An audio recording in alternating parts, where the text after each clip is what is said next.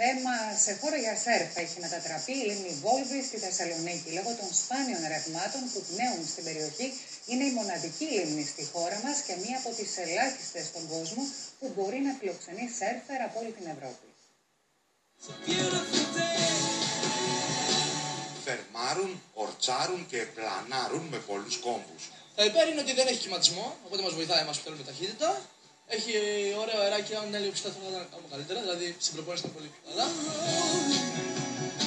Δεκάδες σκάφη windsurfing, καθοδηγούμενα από νεαρούς αθλητές, συναγωνίζονται στην ταχύτητα όχι στα νερά μιας ανοιχτής θάλασσας, αλλά σε αυτά της λίμνης Βόλβης. Είναι πολύ ασφαλές, γιατί ό,τι και να σου συμβεί βγαίνει σε μία ακτή.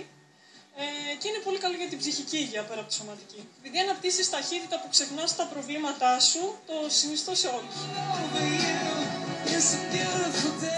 Η μέχρι πρόσφατα γνωστή κυρίως για τα ψάρια της λίμνης της Θεσσαλονίκης ανακαλύφθηκε από τους λάτρεις του αθλήματος και έχει μετατραπεί σε ιδανικό προορισμό για εκατοντάδες σέρφερς ακόμη και από τα Βαλκάνια.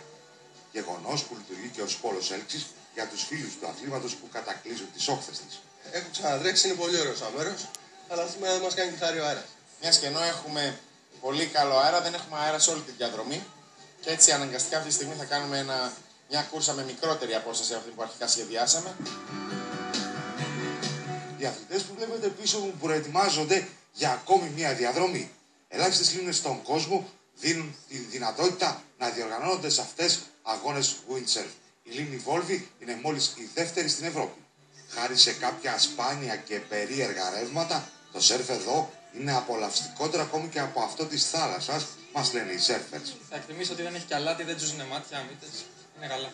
Πρώτη φορά έρχομαι και είναι καταπληκτικά, μου αρέσει πάρα πολύ. Το περιβάλλον, ο χώρος που μπορούμε να φτιάξουμε τα πραγματά μας. Τελευταία στη λίμνη οργανώνονται αγώνες που συμπεριλαμβάνονται στο Πανελλήνιο Πρωτάθλημα, ενώ συχνά γίνονται επιδείξεις από αθλητές παγκοσμίου επίπεδου που απολαμβάνουν αυτή τη μοναδική εμπειρία. Και από τη Βόλβη να πάμε στη Ρωσία με